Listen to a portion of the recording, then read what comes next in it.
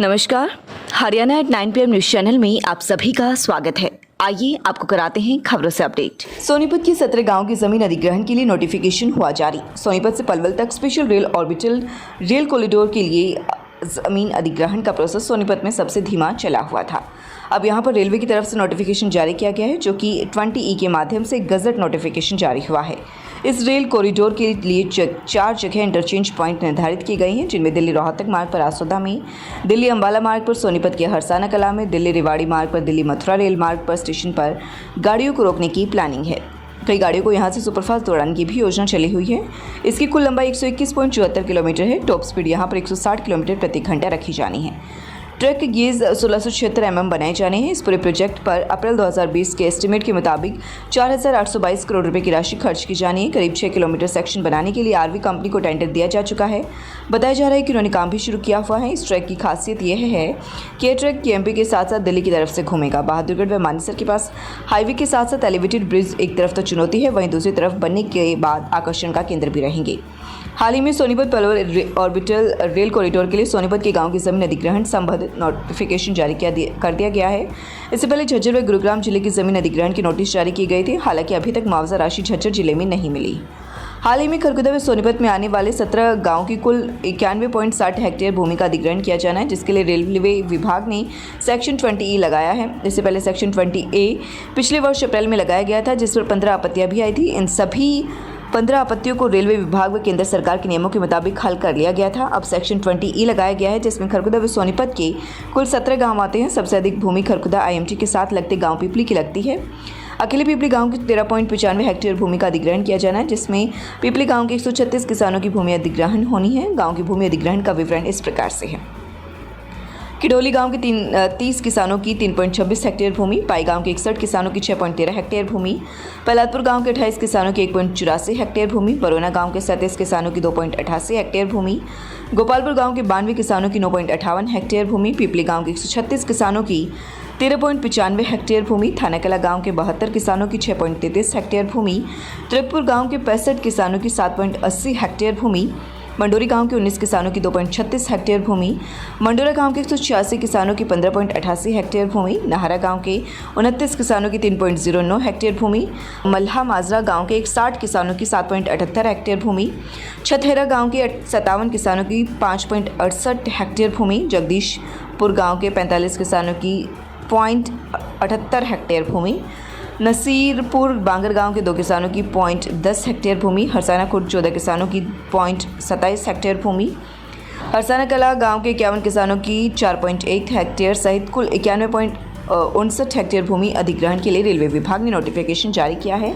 इसके बाद जल्द किसानों को मुआवजा वितरित किया जाना है। सोनीपत से पलवल तक बनने वाले रेल कॉरिडोर को लेकर एक बड़ी खबर सामने आ रही है। सोनीपत जिले में भूमि अधिग्रहण को लेकर रेलवे विभाग ने 20 नोटिस जारी किए हैं। उसके बाद जल्द ही मुआवजा राशि जारी की जाएगी।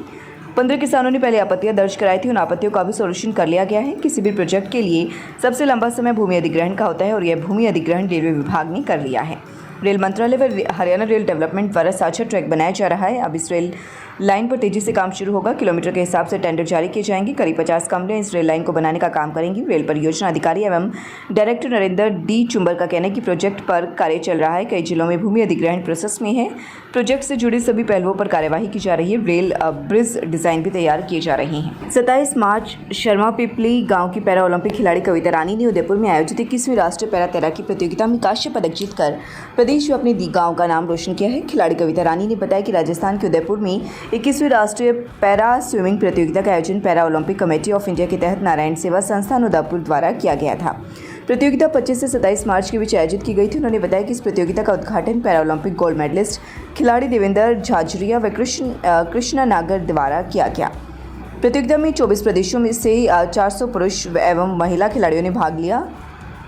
उन्होंने इस प्रतियोगिता में 100 मीटर ब्रेस्ट स्ट्रोक तैराकी प्रतियोगिता में उन्होंने कांस्य पदक प्राप्त किया। इससे पहले वे राष्ट्रीय स्तर पर 14 मेडल जीत चुके हैं। वर्ष 2017 में जयपुर में आयोजित तैराकी प्रतियोगिता में 1 स्वर्ण 2 रजत व 1 कांस्य पदक जीता है। वर्ष 2018 में उदयपुर में आयोजित प्रतियोगिता में 2 रजत एवं 1 कांस्य पदक जीता है। वहीं वर्ष 2020-21 में बेंगलुरु में आयोजित प्रतियोगिता में 1 स्वर्ण 1 रजत 1 कांस्य पदक जीता है। वह राइफल शूटिंग की 10 मीटर में भी अपनी तैयारी कर रही हैं।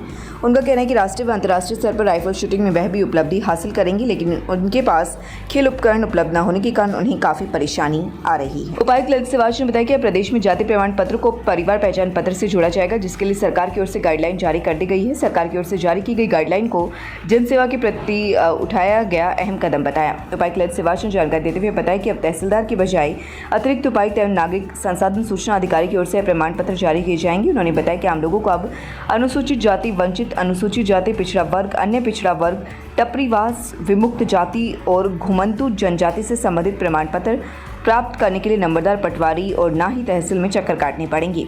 उपायुक्त ने बताया कि अब आवेदक सिर्फ अपने परिवार पहचान पत्र नंबर के माध्यम से सरल पोर्टल पर आवेदन करेगा और उसे ऑनलाइन ही जाति प्रमाण पत्र मिल जाएगा।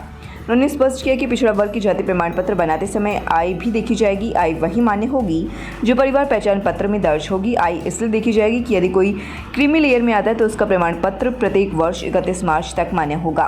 उन्होंने बताया कि जो क्रीमी लेयर में नहीं आते उनका प्रमाण पत्र जीवन भर मान्य होगा। उपायुक्त ने बताया कि जाति सत्यापित करने के लिए सक्षम अधिकारियों की ड्यूटी लगाई गई है। उन्होंने बताया कि राज्य के शहरी एवं ग्रामीण क्षेत्र में रहने वाले निवासी की जाति का सत्यापन नागरिक संसाधन सूचना विभाग की ओर से नोटिफाइड सक्षम अधिकारी द्वारा किया जाएगा, जबकि हरियाणा राज्य के विभाग, पीएसयू, विश्वविद्यालय आदि में कार्यरत रेगुलर पुरुष व महिला कर्मचारी की जाति का सत्यापन HRMS में उपलब्ध रिकॉर्ड के आधार पर होगा। Tulip Hospital, Sonipat, Department of Urology. We are excited to announce that a well-reputed senior doctor has joined us in Urology Department, Dr. Gaurav Singh Randhawa, laparoscopic euro onco surgeon. लगातार खबरों से बनी रहने के लिए चैनल को like, subscribe और share जरूर करें। धन्यवाद।